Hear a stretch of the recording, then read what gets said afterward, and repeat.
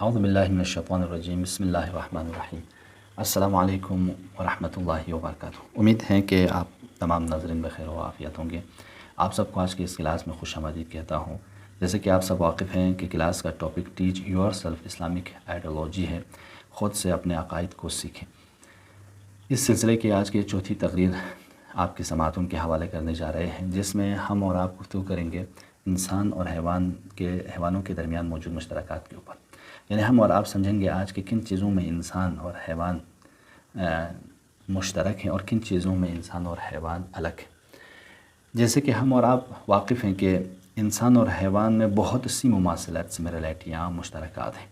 دونوں کھانا کھاتے ہیں، دونوں سانس لیتے ہیں، دونوں کو زندگی کی ضرورت ہے، دونوں بچے پیدا کرتے ہیں، دونوں چلتے ہیں، دونوں کو چلنے کے لیے پاؤں کی ضرورت ہے، دیکھنے کے لیے آنکھ کی ضرورت ہے، سننے کے لیے کان کی ضرورت ہے، اور اسی طرح بہت سی چیزیں ہیں جو ان دونوں موجودات میں مشترک ہیں۔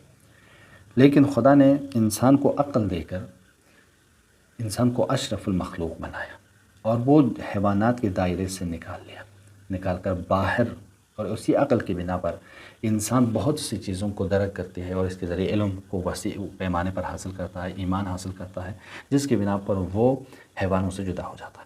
لیکن یہ جو صاحب کتاب ہے انہوں نے 3 کیٹیگریز میں ہم اور آپ کو سمجھانے کی کوشش کی ہے کہ کس طرح آپ سمجھ سکتے ہیں کہ انسان اور حیوان کن کن چیزوں میں مشترک ہیں، کن کن چیزوں میں انسان اور حیوان میں امتیازات موجود ہیں یا انسان حیوان سے الگ ہے۔ دیکھیے یہ 3 چیزیں جو بہت مہم ہیں۔ صاحب کتاب کہتا ہے کہ 3 dimensional differences between human and animals، 3 بنیادی فرق ہیں جو انسان اور حیوان میں ہم دیکھ سکتے ہیں۔ تو یہ تینوں چیزیں کیا ہیں؟ تو فرسٹ کہتا ہے کہ the dimension of insight اور کانشسنس۔ پہلی چیز یہ ہے کہ علم و شعور کے ذریعے ہم انسانوں میں بھی علم ہے، حیوانوں میں بھی علم ہے، لیکن انسان کا علم کس درجے کا ہے اور حیوان کا علم کس حد تک ہے، اسے ہم اور آپ کو سمجھنا ہے۔ دوسری چیز کیا ہے؟ Second the dimension of inclination اور tendencies، رجحانات، خواہشات، غرائز، تمایلات انسانوں میں بھی ہے، حیوانوں میں بھی ہے۔ بچے انسان بھی پیدا کرتے ہیں، بچے حیوان بھی پیدا کرتے ہیں، کھانا انسان بھی کھاتے ہیں، جانور بھی کھاتے ہیں، غرائز انسانوں میں بھی ہیں، غرائز جانوروں میں بھی ہے۔ تو لیکن کس حد تک ہے اسے سمجھنے کی ضرورت ہے اس فراز میں۔ اور تیسرا پوائنٹ کیا ہے؟ the dimension of efforts and acts، افعال اور اعمال میں۔ تو جیسے کچھ کام انسان بھی کرتے ہیں، کچھ کام حیوان بھی کرتے ہیں۔ انسان کے کام کس نوعیت کے ہیں، حیوان کے کام کس نوعیت کے، وہ ہم اس سیشن میں سیکھیں گے۔ دیکھیں تو ہم جلدی کیوں جا رہے ہیں؟ اس لیے کہ اس پورے لیکچر کو ہمارے سارے اسٹوڈنٹ سن چکے ہیں اور آپ لوگ بھی جو آن لائن کلاسز سنتے ہیں وہ سن چکے ہیں۔ میں اس کلاس کو ریکارڈ کرنے کا ہدف و مقصد یہ ہے کہ ہم صرف سمری خلاصہ کلاس کا بیان کرنا چاہتے ہیں، تاکہ یہ یادآوری ہوتی رہی ہمارے جوانوں کو، دوستوں کو، سننے والوں کو، اور ساتھ میں آئندہ اگر کوئی دوست احباب ان ٹاپکس پہ کام کرنا چاہے تو ان کے لیے ایک میمورائز ہو جائے کہ بھئی ہاں اس ٹاپک کو ایسے بھی بیان کیا جا سکتا ہے۔ تو پہلی چیز جس میں انسان اور حیوان کے درمیان ڈیفرنسز کو بھی دیکھنا ہے اور پھر انسان اور حیوان کے درمیان کامن چیزوں کو، سملریٹیز کو بھی دیکھنا ہے، وہ ہے علم و شعور، the dimension of insight اور consciousness۔ تو انسان اور حیوان میں کن چیزوں میں ہم علم کے دائرے میں دیکھتے ہیں، کون سی چیزیں حیوانوں میں ہیں علم کے دائرے میں اور کون سی چیزیں انسانوں میں ہیں، اور کہاں ڈیفرنسز ہے یہاں پتہ لگائیں گے۔ دیکھیں اینیمل میں ہم اور آپ دیکھتے ہیں انسائٹ اور awareness of animal is external ہے، ایک تو یہ ظاہری ہے، یعنی جتنے بھی علم حیوانوں کے پاس ہے وہ ظاہری ہے۔ ظاہری سے مراد کیا ہے؟ یعنی وہ دیکھ کر، آنکھ کے ذریعے، کان کے ذریعے سن کر، زبان کے ذریعے چکھ کر، پاؤں کے ذریعے چل کر، محسوس کر کے حاصل کرتا ہے۔ دوسرا میٹرل ہے، مادی ہے، غیر مادی چیزوں کو، معنوی چیزوں کو وہ حاصل نہیں کر سکتا۔ اور پرٹیکولر ہے، خاص ہے، خود سے خاص ہے، اسے پتہ نہیں کہ دوسرے کے پاس بھی علم ہے یا علم بھی کوئی شے ہے، اسے نہیں پتہ، خاص اس سے ہی وہ خود اتنا اس حد تک جانتا ہے۔ ریجنل ہے، یعنی علاقائی ہے، جس علاقے میں یہ جانور رہتا ہے اسی علاقے کے حساب سے جانتا ہے، یعنی وہ اس کا گھر کون سا ہے، وہ کہاں پہ رہتا ہے، وہ کہاں جا سکتا ہے، اتنا ہی وہ علم رکھتا ہے۔ پریزنٹ ہے، حال ہے، یعنی اس کے ماضی میں کیا تھا اسے نہیں پتہ، فیوچر میں اس کے ساتھ کیا ہوگا وہ بھی علم نہیں ہے۔ جو کچھ ہے سامنے کا ہے، کھانا آئے گا سامنے کھائے گا، پانی آئے گا پیے گا، گھاس ملے گا کھائے گا، یہی پریزنٹ کی حد تک ہے۔ انکانشسنس ہے، انکانشس ہے، یعنی لاشعوری طور پر ہے، یعنی اس کو یہ بھی شعور نہیں کہ اس کے پاس شعور ہے، یہ بہت تھوڑی سی علم ہے، یہ بھی نہیں پتہ۔ اور اسی طرح فطری اور غریزی ہے، یعنی یہ چیزیں خدا نے فطرت میں اس کے رکھ دی ہے، اس کو جیسے ہی پیدا کیا نیچر اس میں موجود ہے، نیچرلی اس میں موجود ہے، اینڈ لمیٹڈ ہے، یعنی حیوان کے علم محدود ہے۔ یہ وہ خصوصیات ہیں جو حیوان کے علم سے مربوط ہیں، یعنی آپ اگر کہیں کہ حیوانوں میں علم ہے تو کس نوعیت کے علم ہے یہاں سے پتہ کر سکتے ہیں۔ لیکن انسان میں آپ دیکھیں the insight and awareness of the human being is external and internal۔ ہم ظاہری چیزوں کو بھی درک کرتا ہے انسان، ہم باطنی چیزوں کا بھی علم رکھتا ہے، باطنی چیزوں کے ذریعے بھی علم حاصل کرتا ہے، میٹریل مادی چیزوں سے بھی علم حاصل کرتا ہے، اسپریچول معنوی چیزوں سے بھی علم حاصل کرتا ہے، پرٹیکولر خاص، اس سے خاص بھی ہے، اپنی ذات اس کے اپنے ذاتی علوم بھی اس سے معلوم ہے، اینڈ یونیورسل، اور وہ جہانی بھی ہے، اس کے علم جہانی بھی ہے، یا وہ جہان کو بھی، پوری دنیا کے علم بھی حاصل کر سکتا ہے۔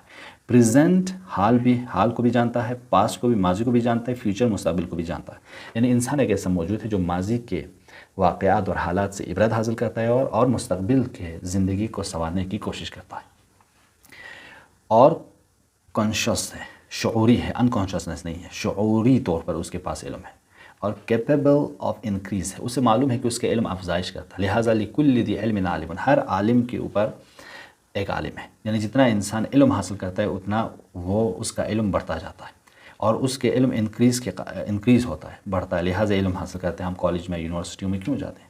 تاکہ ہمارے علم بڑھتا رہے، اور ساتھ میں ایک ہے کہ دا گریجول ڈیولپمنٹ، اور ساتھ سے وہ تدریجی ترقی بھی کرتا رہتا ہے، اور سینسیشن ہے، احساس ہے، امیجنیشن ہے، تخیل ہے، فینٹیسی اینڈ انٹلیکچوئل ہے، خیال اور عقل بھی کے ذریعے بھی علم حاصل کرتا ہے۔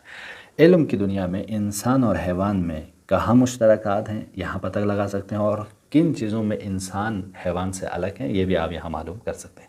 تو کل کوئی پوچھے کہ انسان کے علم میں اور حیوان کے علم میں کیا ڈیفرنسز ہیں، تو آپ آسانی سے اس کیٹیگری کے تحت معلوم کرا سکتے ہیں۔ دیکھیں، انسان کا علم ظاہری ہے، مادی ہے، خاص ہے، علاقائی ہے، حال سے مربوط ہے، لاشعوری ہے، لیکن انسان کے علم اس سے بڑھ کر ہے۔ یہ حیوان کے علم کی خصوصیات تھی، لیکن انسان کے علم ظاہری، باطنی، مادی، معنوی، خاص، جہانی، ذاتی، اور ماضی، حال، مستقبل، شعور، افزائش کے قابل، تخیل، خیال اور عقل، ان سب یہ ساری چیزیں ہیں جو انسان کے علم سے مربوط ہیں۔ اب دوسرا ڈیفرنسز جو ہم دیکھتے ہیں وہ ٹینڈنسز میں ہے، یعنی جو تمایلات ہیں، جو رجحانات، خواہشات ہیں انسانوں میں اور حیوانوں میں، وہ اس کو ہم دیکھنا چاہتے ہیں۔ دیکھیں، انسانوں میں جو خواہشات ہیں وہ کون سی ہیں، حیوانوں میں جو خواہشات اور رجحانات اور تمایلات ہیں وہ کون سی ہیں۔ تو پہلا یہ ہے کہ دا tendencies and capacity of animals ہو، کیا ہے؟ پہلا میٹریل ہے، حیوانوں کے جتنے بھی خواہشات ہیں وہ مادی ہیں، مادیات سے وہ اپنے رجحانات کو، تمایلات کو رکھتا ہے۔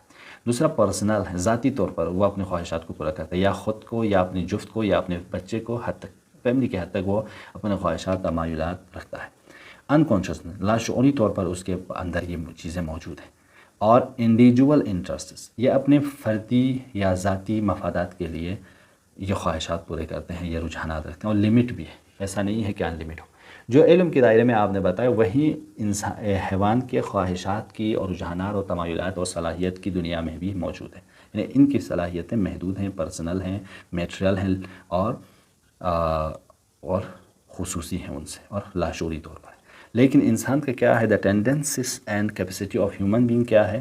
انسانوں کے رجحانات و خواہشات ایک تو میٹریل ہیں، ٹھیک ہے، مادی چیزوں سے بھی وہ اپنے رجحانات، تمایلات، خواہشات رکھتے ہیں، لیکن نان میٹریل بھی ہیں، معنوی چیزوں سے، اسپریچولیٹی سے بھی انسان ان کی خواہش ہوتی ہے، تمایل ہے، میل رکھتا ہے یہ، اور پرسنل بھی ہیں اور سوشل بھی ہیں۔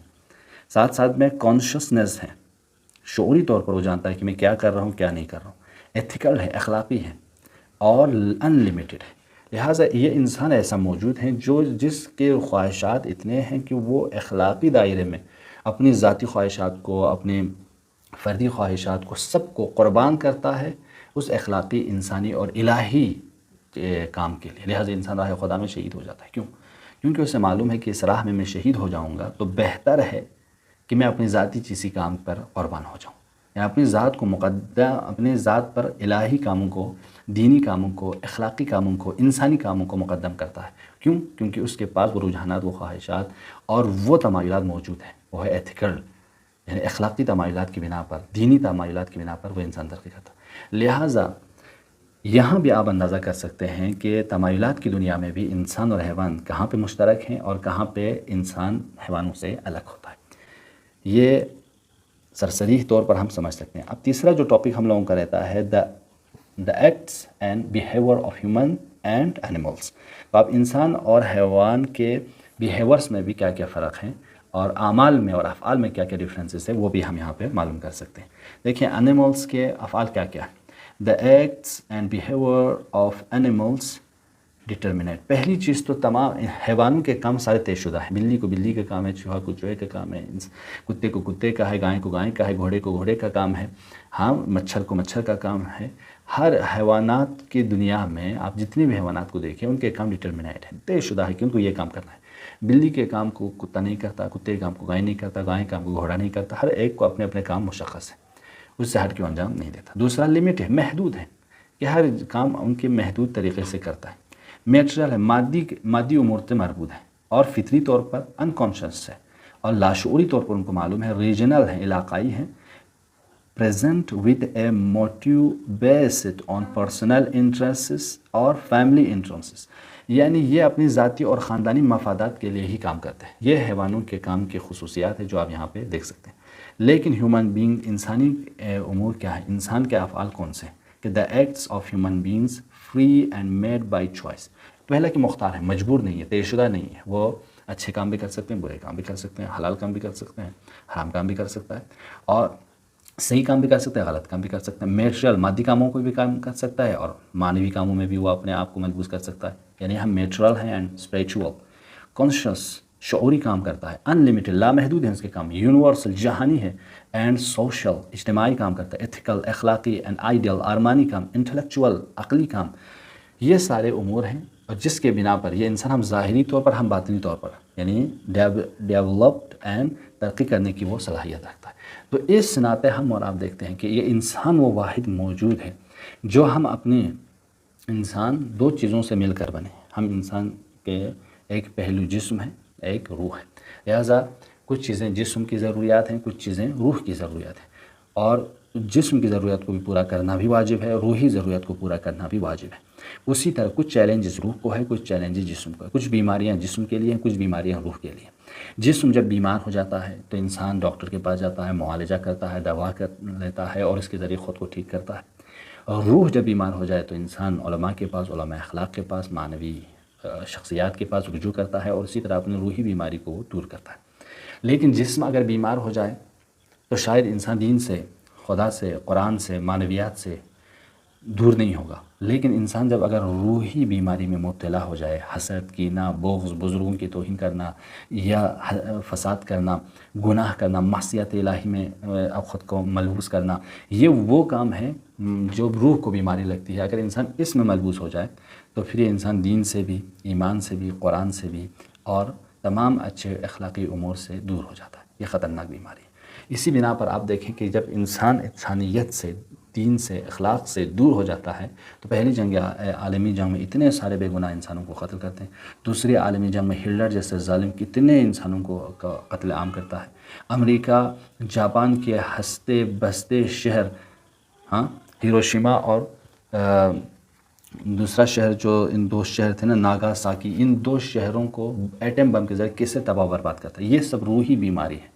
یعنی انسان دین سے، خدا سے، ایمان سے جب دور ہو جاتا ہے تو اس طرح کے کام کرنا شروع کر دیتا ہے۔